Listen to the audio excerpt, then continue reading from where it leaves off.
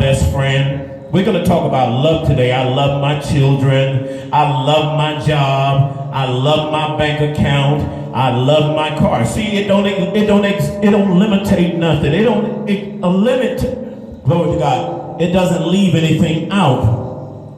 It doesn't eliminate anything. The kind of love that we know, we say that we love, the kind of love that we are familiar with, it will cause us to say that we love everything and we love everybody.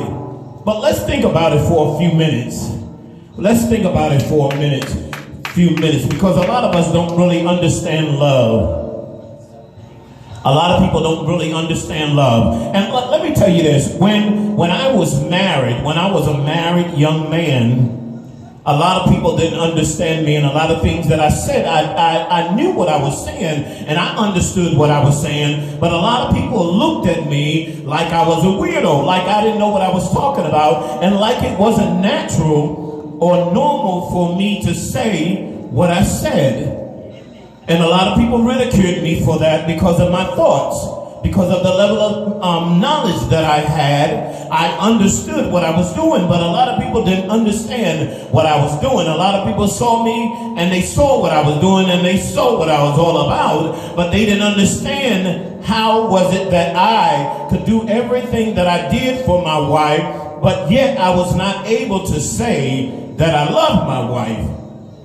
Listen to me clearly. With everything that I did it out of obligation. I did it out of obligation. I wasn't acting.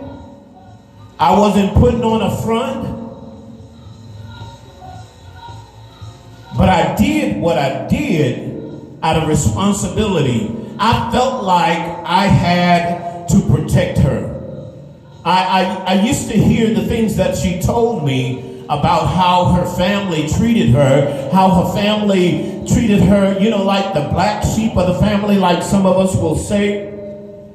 And I used to think hard of it. I used to think that there was a problem with her being treated that way, because I looked at her condition and she was hearing impaired, and my heart went out for her, and I felt sorry for her having to go through that. And she told me, just how the people treated her at school and just how she was treated in general. And it was something about what she told me, it caught my attention.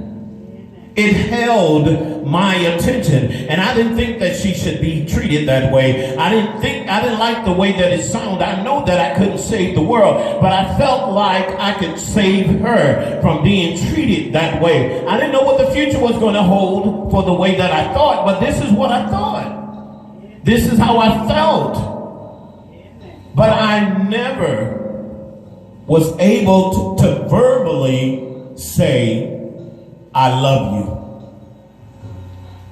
I was never verbally able to say, I love you. Maybe it was because of the way that I was raised.